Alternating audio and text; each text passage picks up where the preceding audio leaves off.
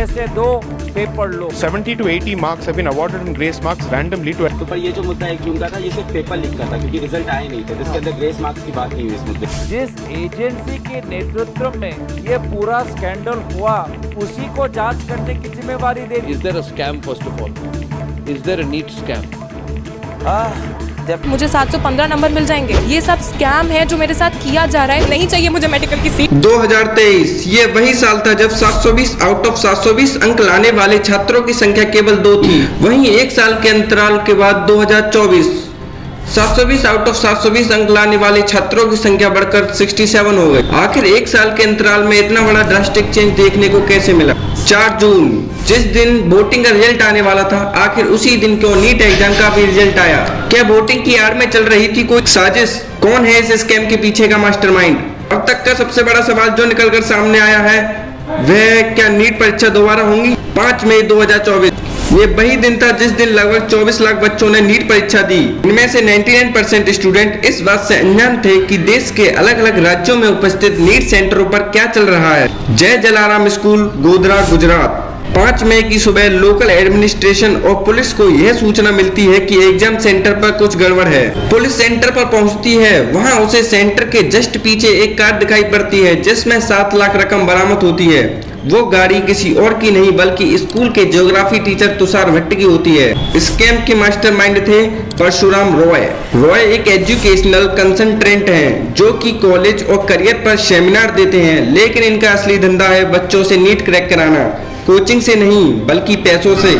अभी तक के डाटा के अनुसार इस बार इन्होंने 27 बच्चों से 10-10 लाख रुपए कैश लिए जिससे कि ये बच्चों का एग्जाम क्लियर करा सकें। प्लान कुछ इस तरह का था। सबसे पहले तो इन्होंने इन सभी बच्चों से सेम सेंटर सिलेक्ट कराया जो कि था जय जलाराम स्कूल, गुजरात। स्कूल के प्रिंसिपल पुरुषोत्तम शर्मा वो भी एग्जाम सेंटर के ऑफिशियल कोऑर्डिनेटर थे। इन बच्चों को खाली वही आंसर टिक करने थे जिस पर वे 100% श्योर हों। बाकी का काम तुषार भट्ट का था। पेपर कलेक्शन से लेकर सील करने के बीच लगभग 1 से 2 घंटे का समय मिलता है। यह सारा खेल इसी समय के अंतराल में हुआ। परशुराम रॉय की ऑफिस से 2 करोड़ 30 लाख रकम और 8 ब्लैंक चेक बरामद हुए। अब तक एनटीए ग्रेस मार्क किन बेसिस पर दिए हैं ये तक बताने को तैयार नहीं थी। जब स्टूडेंट और कुछ कोचिंग्स ने इस पर सवाल उठाए तब एनटीए के हेड प्रदीप कुमार जोशी का बयान आया कि ग्रेस मार्क टाइम की कटौती हो जाने के कारण दिए गए हैं। वो भी खाली उन 1563 बच्चों को मिले हैं जो कोर्ट तक पहुंच पाए।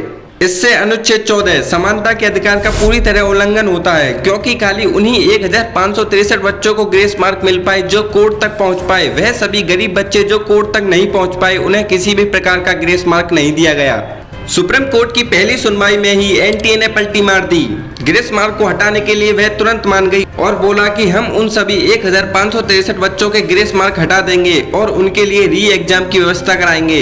यह री एग्जाम की व्यवस्था खाली उन्हीं 1563 बच्चों के लिए कराई जाएगी जो कोर्ट तक पहुंचे। यहाँ तक कि Indian educational minister Dharmendra Pradhan का अभी तक ये मानना था कि एनटीए सही है, कहीं कोई धांधलेबाजी नहीं हुई है, लेकिन जब सुप्रीम कोर्ट के ऑर्डर आए तो यह भी पलट गए। स्टूडेंट्स की सुप्रीम कोर्ट से मांग है कि एक फेयर और निष्पक्ष कमेटी बनाई जाए जो इस स्कैम की तह तक जाए। अभी तक तो हाल ये है कि प्रोफेसर प्रदीप कुमार जोशी जो एनटीए के चेयरपर्सन हैं वह खुद ही उस कमेटी का हिस्सा बने हुए हैं जो पूरे स्कैम की इन्वेस्टिगेशन कर रही है। नीट स्कैम के चलते पीडब्ल्यू के फाउंडर अलक पांडे और एलन मोशन जैसी बड़ी बड़ी संस्थाओं ने सुप्रीम कोर्ट में ये मांग रही है कि इस मामले पर पूरी जांच हो। री एग्जाम को लेकर अभी तक बहुत बड़ा सवाल बना हुआ है। अब वक्त है आपसे अलविदा लेने का। उम्मीद है आपको वीडियो अच्छी लगी होगी। धन्यवाद।